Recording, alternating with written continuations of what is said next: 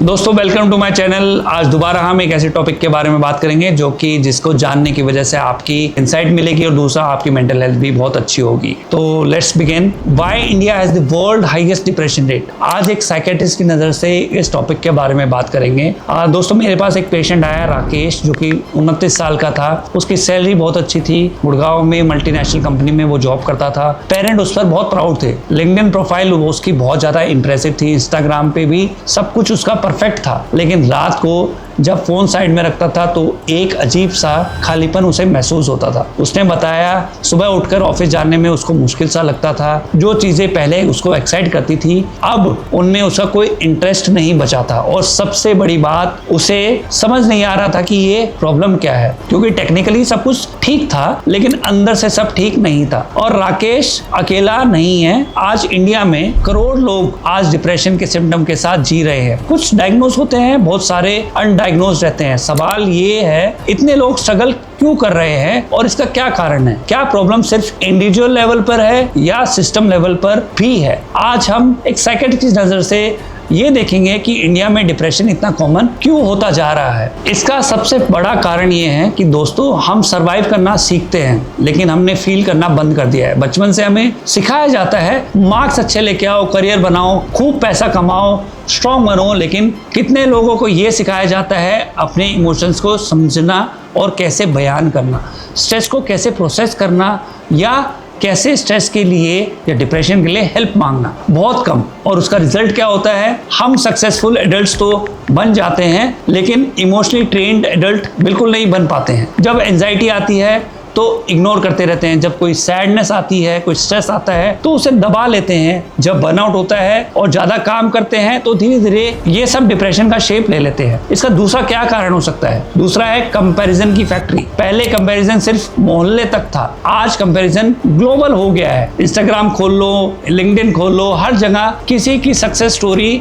से कंपेयर किया जा रहा है। अपने आप को आप कंपेयर करना सीख रहे हैं। किसी की प्रमोशन ले लो, किसी की फॉरेन ट्रिप ले लो, किसी की परफेक्ट बॉडी ले लो, किसी का परफेक्ट रिलेशनशिप ले लो। हमारा ब्रेन नेचुरली दूसरे से कंपेयर करना सीख गया है और एक लूप और एक आदत हमारे ब्रेन ने बना ली है। प्रॉब्लम यही है, आप अपनी रियलिटी कंपेयर कर रहे हो किसी और की हाईलाइटेड रील से, और यही कंपैरिजन कभी कभी आपके लिए घातक हो सकता है, डेंजरस हो सकता है। और ये कंपैरिजन कभी कभी खत्म भी नहीं होता है, क्योंकि हमेशा कोई ना कोई आपसे ज़्यादा सक्सेसफुल आपको नजर आएगा। ऐसा नहीं है कि आप ही हमेशा ऊपर रहोगे, कभी कभी आप भी नीचे आओगे। Now the cause number 3 is loneliness की crisis. India traditionally community based society थी, जॉइंट फैमिलीज का कल्चर था, स्ट्रॉन्ग नेबरहुड थे, डीप सोशल कनेक्शंस थे। लेकिन अर्बन लाइफ ने बहुत कुछ बदल के रख दिया है। आज लोग क्राउडेड सिटीज में रहते हैं लेकिन इमोशनली आइसोलेटेड फील करते हैं। ऑफिस में लोग हैं, मेट्रो में भी है, सोशल मीडिया पर भी है, लेकिन दिल की बात करने के लिए आपके पास कोई नहीं है।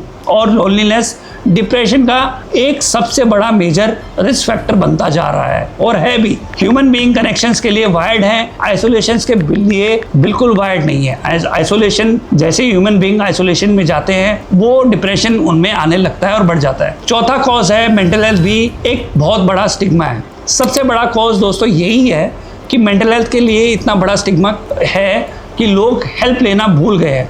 अगर किसी को डायबिटीज़ हो जाती है लोग डॉक्टर के पास जाते हैं, बीपी बढ़ जाता है तो भी डॉक्टर के पास जाते हैं, ट्रीटमेंट लेते हैं। लेकिन अगर डिप्रेशन होता है तो अक्सर कहा जाता है बेटा इतना मत सोचो, पॉजिटिव सोचो, अलोम विलोम कर लो, बिजी रहना शुरू कर दो। प्रॉब्लम्स यही है। डिप्रेशन लेजीनेस नहीं है, ये कोई वीकनेस नहीं है और एटीट्यूड प्रॉब्लम भी नहीं है। ये एक जेन्युइन मेंटल हेल्थ कंडीशन हो सकती है और ये है भी, जिसका ट्रीटमेंट भी अवेलेबल है। लेकिन लोग जब हेल्प लेने में लेट हो जाते हैं तो सफरिंग और बढ़ती जाती है और वो सफरिंग सुसाइड में बदल जाती है, पता ही नहीं चलता है। अब क्या किया जा सकता है? सॉल्यूशन 1, डिप्रेशन को करेक्टर फ्लो मत समझो। डिप्रेशन का मतलब ये नहीं है कि आप वीक हो और ये भी नहीं है कि आप ग्रेटफुल नहीं हो। Mental health problem successful, intelligent और हार्ड वर्किंग लोगों को भी अफेक्ट कर सकती है, वो किसी को भी अफेक्ट कर सकती है।